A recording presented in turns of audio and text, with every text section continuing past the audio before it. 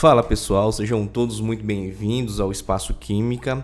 Hoje nós trabalharemos com fenômenos da matéria, mas antes, porém, como você já sabe, tá? Deixa o like aqui, inscreva-se no canal se ainda não é inscrito, ative o sininho das notificações, tá? Então, sem mais delongas, vamos aí avançando aí no conteúdo aos poucos. Bom, fenômenos da matéria. Aqui nós trataremos basicamente de dois fenômenos, né? Os fenômenos químicos e os fenômenos físicos.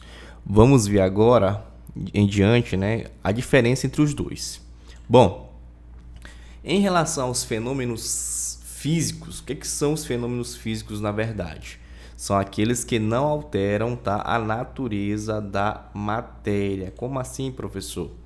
Então imagine só o seguinte, ó, quando você tem uma matéria X, né, você pode fazer algum procedimento, alguma coisa, tá? E no final eu vou continuar tendo a mesma natureza da matéria, que é a matéria X, tá bom? Ou seja, no processo físico são aqueles que não alteram a natureza da matéria. Um exemplo, o simples fato de você amassar o papel, por exemplo, vai deixar de ser papel? A natureza vai mudar do papel?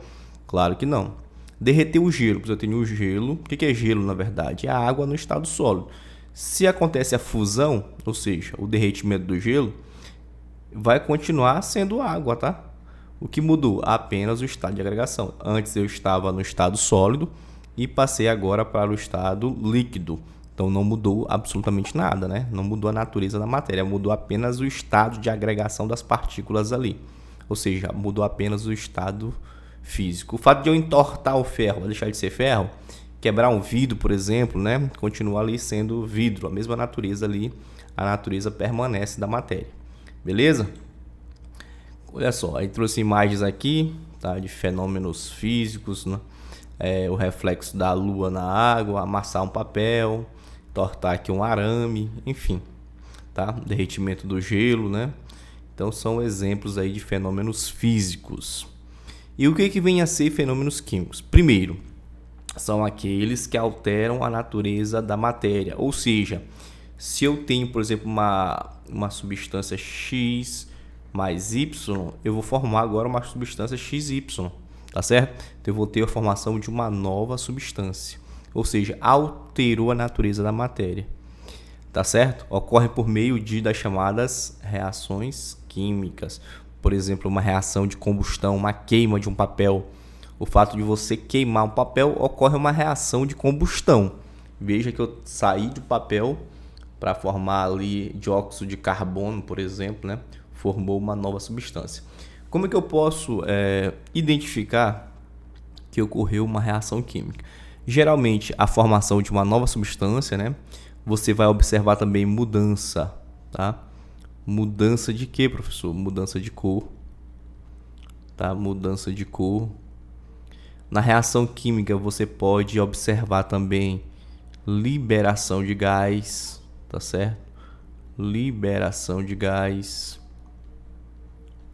Você pode também observar numa reação química formação de precipitado.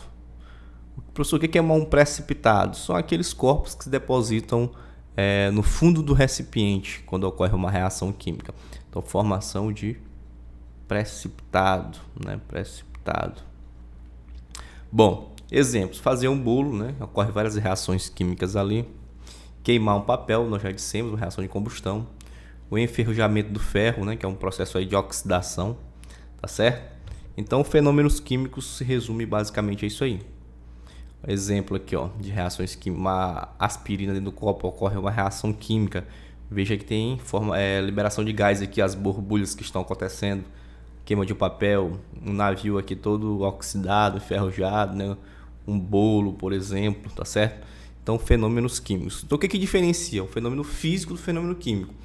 Veja que no fenômeno físico não há alteração da matéria. Inicialmente, X vai continuar sendo X. Pode ser que mudou o estado físico ali, ok, tá certo? Já no fenômeno químico, a alteração da natureza da matéria ali, a alteração da estrutura, tá certo? A formação de uma nova substância, beleza?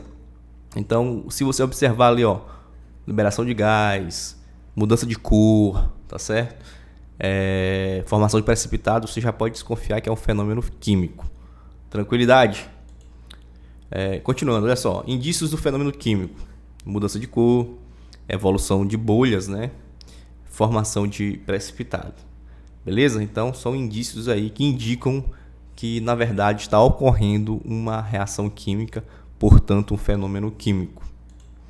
Agora vamos fazer uma questão, tá? Da UESP, para realmente vocês ver se vocês entenderam, tá? O estudante listou os seguintes processos como exemplo de fenômenos que envolvem reações químicas. Uma fotografia colorida exposta ao sol desbota. Então veja que houve aqui uma mudança de cor. Então aqui ele está certo, né?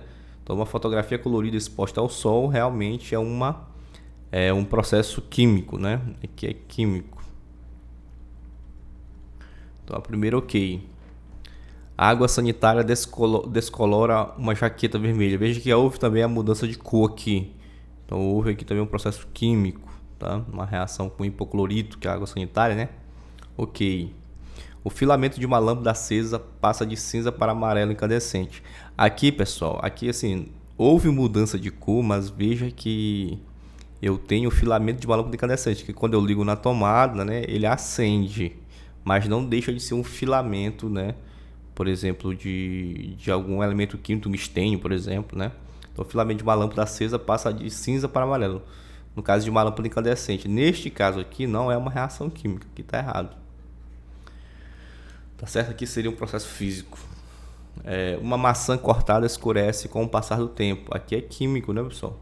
Que acontece várias reações químicas de enzimas ali atuando na maçã, né? Então, houve tipo como se fosse uma oxidação. Então aqui realmente é o processo químico. O sal é obtido por evaporação de água do mar. Aqui veja que esse processo de evaporação é uma mudança de estado físico, né, pessoal? Então a questão de obter sal aqui não tem nada a ver com o processo químico, não. Aqui é um processo de separação de mistura, tá certo? Para você separar a água do sal. Então aqui é um processo, na verdade, físico e não químico. Então ele errou aqui, né?